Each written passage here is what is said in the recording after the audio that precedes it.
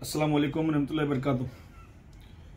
जगदीश सिंह जो गज़ल गाते थे, उनके गज़ल का एक मुखड़ा है कि पहले जहाँ फिर जाने जहाँ हो गए।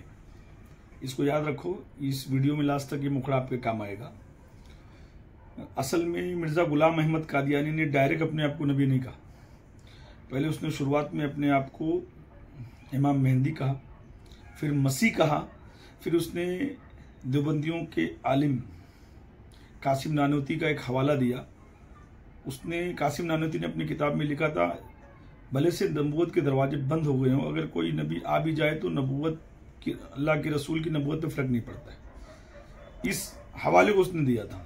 कासिम नानोती जाहिल ने ये जो जुमला लिखा था, उसी के ऊपर मिर्ज़ा गुलाम अहमद कादियानी ने बाद में नबूवत का धीरे धीरे दावा किया, ऐलान किया, मगर शुरुआत में उसने डायरेक्ट अपने आप को नबी नहीं कहा था, है ना।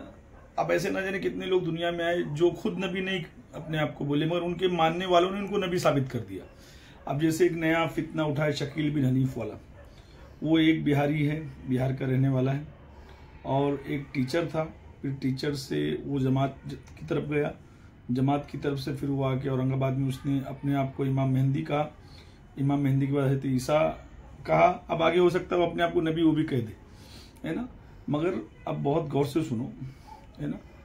बरेली के जो मौलाना हैं, शुरुआत में वो मौलाना थे, फिर उस आलिम बने, फिर उसके बाद बड़े मौलाना बने, फिर आला हजरत बने, फिर सैयदी बने। सैयदी बनने के बाद फिर रहमतुल्लाह अलैह हुए। रहमतुल्लाह अलैह के बाद रजी ताला अन्हा हुए। उसके बाद फिर हदीस अमीरुल मोमिनीन हुए, जो कि लक़ब मेरे समझ में नहीं आया कि लक़ब दिया किस लिए गया था। उसके बाद फिर नूर हुए, अल्लाह ने सारा नूर उनमें उतारा। सारी वीडियो में डाल चुका हूं, इसलिए मैं ये सब बता रहा हूं, है ना। अब जो महरेरा के मन्नानी मियाँ जिन्होंने कहा था कि अजमेर शरीफ ना जाओ,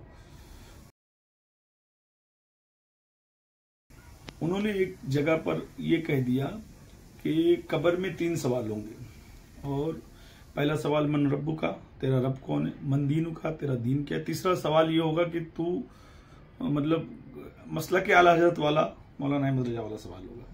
नौज़ बिल्लाह अस्तगफिरुल्लाह, अल्लाह ताला ईमान की हिफाजत करे। जो तीसरा सवाल नबी का था, वो सवाल मसलक के आला हजरत के लिए होगा, और उसकी वो वजूहात इस तरीके से दे रहे हैं कि किसी ने पूछा कब्र में मसलक के आला हजरत नहीं पूछा जाएगा, तो उन्होंने बता दिया पूछा जाएगा, यानी रसूलुल्लाह की जगह पे मसलक के आला हजरत पूछा जाएगा।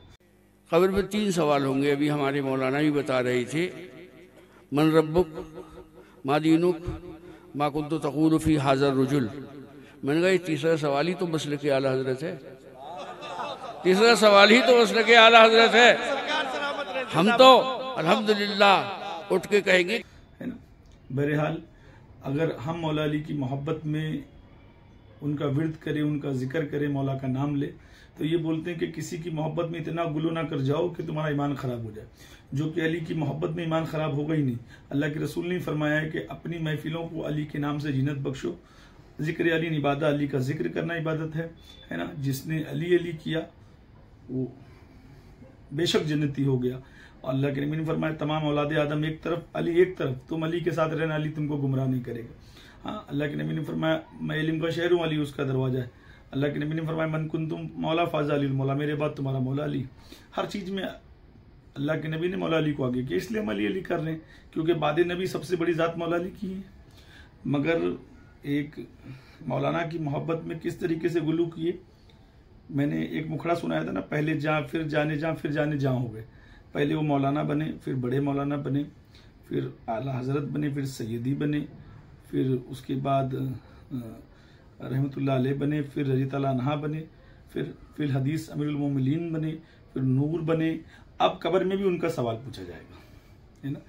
तो आखिर आप लोगों के दिल में अगर ये मंशा है कि उनका नाम अहमद है, तो रसूलुल्लाह का भी नाम अहमद था, तो इनको नबी बोल दिया जाए, नौज़ बिल्लाह, साबित कर दिया जाए, तो खुलकर बोल दो ना।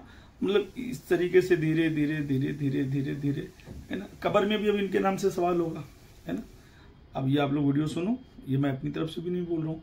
और अगर ये बात क्या बोलना चाह रहे हैं तो इसकी वजूहत करो कि तुम बोलना क्या चाह रहे हो। हम तो चाह रहे हैं कि वजूहत करो, फिर हम उस बात को भी पकड़े, है ना। क्योंकि जो दिलों की बात है वो जबान पर आ रही है ना। इसीलिए मैं बोल रहा हूँ कि ऐ लोगों, अपने ईमान की हिफाजत करो। एक मौलवी ने थोड़े दिन पहले कहा था कि तमाम मौलाना बैठे हुए कि याद रखना सिर्फ अली की मोहब्बत गुमराही है, और तमाम मौलाना खामोश थे। हम नबी वाले हैं, हम अली वाले हैं। नबी की मोहब्बत, अली की मोहब्बत होना चाहिए और किसी से मतलब नहीं होना चाहिए। इतने उलमाए इकराम मिंबर रसूल पर तशरीफ रखते हैं, अगर मेरी बात गलत हो तो यही तौबा कराइएगा।